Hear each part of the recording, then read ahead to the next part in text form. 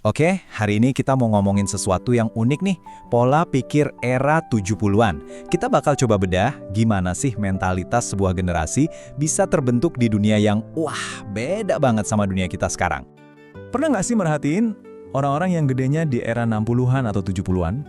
Mungkin orang tua kita, kakek nenek, atau om dan tante. Kayak mereka tuh punya ketenangan dan ketangguhan yang beda ya. Nah, pertanyaan kenapa ya? Ini yang bakal kita gali bareng. Dan ini penting banget ya. Ini bukan cuma soal nostalgia zaman dulu lebih baik. Menurut psikologi, lingkungan masa kecil kita itu secara harfiah ngedesain ulang sirkuit otak kita. Ini yang nentuin cara kita mikir, cara kita ngerespons, dan cara kita ngadepin masalah, ya seumur hidup. Oke, jadi untuk bisa benar-benar paham kekuatan mental ini, kita harus lompat ke masa lalu sebentar. Kita mau lihat gimana sih rasanya jadi anak-anak di era 60-an dan 70-an. Percaya deh, dunianya itu beda banget. Coba deh, lihat perbedaannya. Kontrasnya tuh tajam banget. Di satu sisi, masa kecil zaman dulu itu ya tanpa pengawasan, serba terbatas, sering bosan dan semuanya analog. Di sisi lain, masa kecil sekarang diawasin terus, serba ada, penuh stimulasi digital non-stop. Nah, jurang perbedaan inilah yang jadi kuncinya. Mungkin kita mikir, serba terbatas sama bosen kok malah bagus. Kedengerannya aneh kan? Tapi ternyata psikologi nunjukin kalau justru kekurangan inilah yang jadi semacam gym buat ngebentuk otot mental yang kuat. Nah, ini dia poin utamanya. Bayangin, nggak ada notifikasi, nggak ada endless scrolling. Otak tuh jadi dipaksa buat diem sejenak, melamun, berimajinasi, dan akhirnya nyiptain hiburan sendiri. Anak-anak zaman dulu itu jago banget bikin permainan dari apa aja yang ada. Dan proses inilah yang secara langsung ngelatih otot kreativitas dan kemampuan mereka buat mecahin masalah. Terus, ada juga yang namanya seni menunggu. Zaman dulu, nunggu itu bukan pilihan, tapi ya emang begitu cara dunia bekerja. Mau dengerin lagu favorit? Tunggu diputar di radio. Mau nonton film kartun? Tunggu jadwal tayangnya. Butuh jawaban buat PR? Ya harus jalan ke perpustakaan. Proses yang kelihatannya sepele ini, tanpa sadar, ngebangun kesabaran dan kontrol diri. Dua aset mental yang sekarang langka banget. Oke, kita geser sedikit ke aspek sosialnya. Gimana sih caranya orang zaman dulu membangun pertemanan di dunia tanpa layar? Pertemanan itu ya pertemanan, bukan konten. Nggak ada tekanan buat curating kepribadian online demi likes. Kalau lagi berantem sama temen, ya mau nggak mau harus diselesain langsung, tatap muka. Nggak bisa cuma di blog. Nah, ini yang maksa mereka buat belajar empati, baca bahasa tubuh, dan nyelesain konflik secara dewasa. Keterampilan yang esensial banget. Kurangnya pengawasan dan kebebasan yang lebih besar ini, jangan salah sangka ya, ini bukan berarti mereka ditelantarkan. Justru sebaliknya, kondisi ini ngasih mereka ruang buat jatuh, buat salah, dan buat belajar bangkit lagi sendiri. Disinilah ketangguhan mental mereka dibentuk secara alami. Ini ngebentuk sesuatu yang dalam psikologi disebut locus of control internal. Gampangnya gini, ini adalah keyakinan kalau gue bisa kok nyelesain masalah gue sendiri. Kenapa? Karena mereka udah pernah berhasil ngelakuinnya berkali-kali.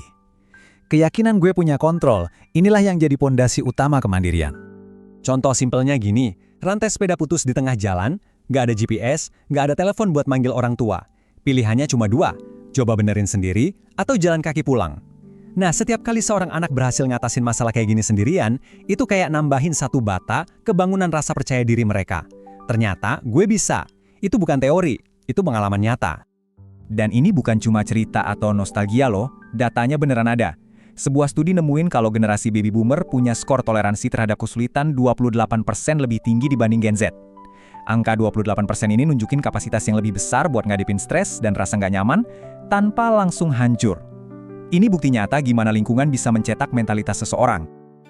Oke, jadi dari semua yang udah kita bahas tadi, mulai dari keterbatasan, rasa bosen, interaksi tatap muka, sampai keharusan buat mandiri, sekarang kita rangkum yuk. Apa aja sih kekuatan super mental yang akhirnya terbentuk dari semua itu? Keunggulan psikologis yang jujur aja kayaknya langka banget sekarang. Kekuatan mental yang pertama dan yang paling jelas, kemandirian atau self-reliance. Gimana cara ngebangunnya? Ya lewat paksaan keadaan. Mereka harus cari tahu sendiri tanpa nonton tutorial YouTube.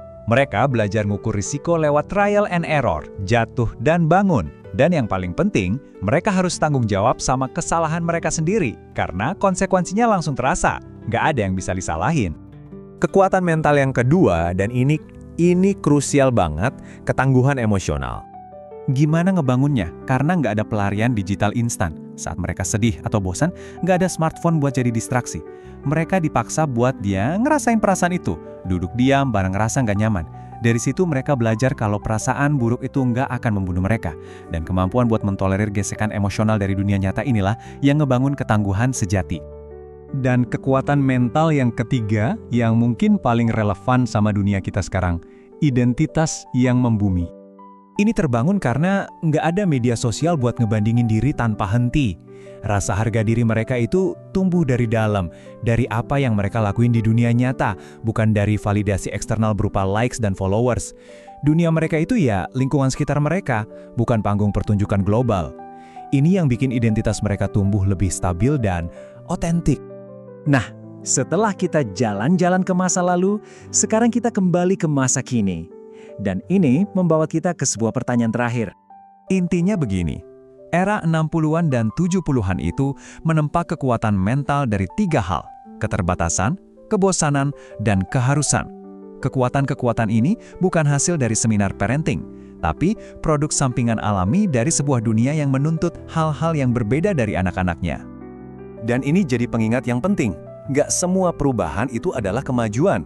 Kadang-kadang, cara-cara lama justru membangun sesuatu yang sangat berharga dan layak buat kita pertahankan.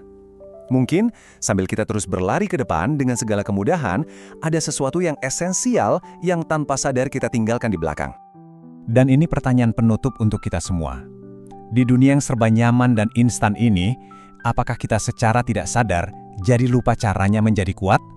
Ketika kita melindungi generasi sekarang dari setiap kesulitan dan rasa tidak nyaman, kekuatan mental seperti apa yang sebenarnya sedang kita bangun untuk masa depan? Sebuah pertanyaan untuk kita renungkan bersama.